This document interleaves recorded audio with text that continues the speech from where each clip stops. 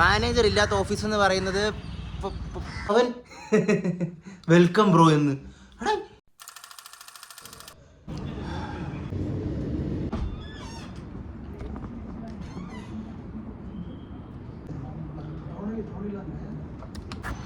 ഓ മോനെ, ഇന്ന് മാനേജർ വന്നില്ല. മാനേജർ ഇല്ലാത്ത ഓഫീസ് എന്ന് പറയുന്നത് ഇതിനെ എങ്ങനെ എക്സ്പ്ലെയിൻ ചെയ്യണമെന്ന് എനിക്കറിയില്ല. മാനേജർ ഇല്ലാത്ത ഓഫീസ് എന്ന് പറയുന്നത് പട്ടിയില്ലാത്ത വീട് പോലാണ്. ഭയങ്കര ശാന്തതയായിരിക്കും.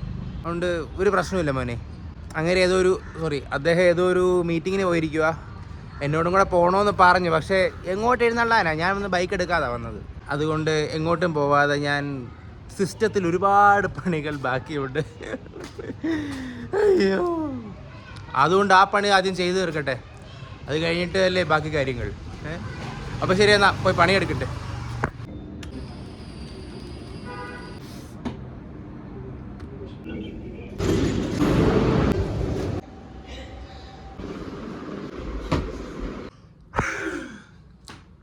എൻ്റെ ഹായ് കടക്കട്ടെ.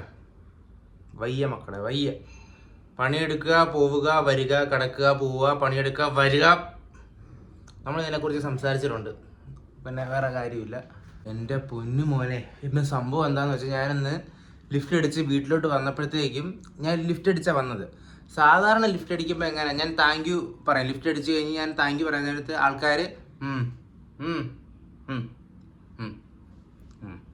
ശരി അങ്ങനെയൊക്കെയാണ് പറയുന്നത്.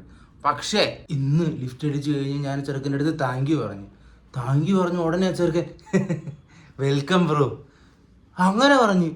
ഞാൻ വിചാരിച്ചു ഇവനെന്തിനാണ് ഇത്ര സന്തോഷം. എടാ, ലിഫ്റ്റ് അടിച്ച് എനിക്ക് ഇത്ര സന്തോഷമില്ല. ലിഫ്റ്റ് അടിച്ച് ഇറങ്ങി കഴിഞ്ഞ് അവൻ വെൽക്കം ബ്രോ എന്ന്. എടാ, ഇവൻ്റെ ആ സന്തോഷം കണ്ടപ്പോൾ എനിക്ക് തോന്നിയത്, ഇവൻ എനിക്ക് ലിഫ്റ്റ് തന്ന് എന്നെ ഡെസ്റ്റിനേഷനിൽ വിടുന്നെന്ന് പറയുന്നത് ഇവൻ്റെ ഒരു ജീവിതാഭിലാഷം, ഇവൻ്റെ ഒരു ബക്കറ്റ് ലിസ്റ്റ് കംപ്ലീറ്റ് ചെയ്ത പോലെയായിരുന്നു അവൻ്റെ റിയാക്ഷൻ. ഇത്രയും ചിരിക്കേണ്ട എന്താ ആവശ്യം അവിടെ ഉള്ളത്? എന്തായാലും എൻ്റെ പൊന്നു മോനെ, ഇവനൊക്കെയാണ് ലിഫ്റ്റ് ചോദിച്ച് ലിഫ്റ്റ് തരുന്നവന്മാർക്കൊക്കെ ഒരു പ്രചോദനം. വേറെ എത്ര പേരുണ്ട് മോനെ ഇങ്ങനെയൊക്കെ കാണിച്ച് വിട്ടങ്ങ് പോകും. ഇവനെ പോലൊക്കെ ലിഫ്റ്റ് അടിച്ച് അത് ഇത്രയ്ക്ക് സന്തോഷമായിട്ട് നമ്മുടെ അടുത്ത് പറയണം, അങ്ങനെയൊക്കെ ചെയ്യുന്നവരാണ് മോനെ നമുക്കൊരു സന്തോഷം, പ്രചോദനം. അവൻ എവിടാണോ എന്തോ. എന്തായാലും നന്ദി മോനെ, ഒന്നും പറയാനില്ല. ശരി, എന്നാൽ പിന്നെ കടക്കട്ടെ മക്കളെ. നാളെ ഇതേപോലെ രാവിലെ എഴുന്നേക്ക് ഓഫീസിൽ പോവുക. നാളെ മീറ്റിംഗ് ഉണ്ട്. മീറ്റിംഗ് കഴിഞ്ഞ് വന്നിട്ട് പിന്നെ റിപ്പോർട്ട് കൊടുക്കണം, പിന്നെ ക്ലയൻറ്റിന് പേയ്മെൻറ്റും കഴിക്കണം. ഒരുപാട് കാര്യങ്ങളുണ്ട്. അപ്പോൾ ശരി, ഗുഡ് നൈറ്റ്, ബൈ.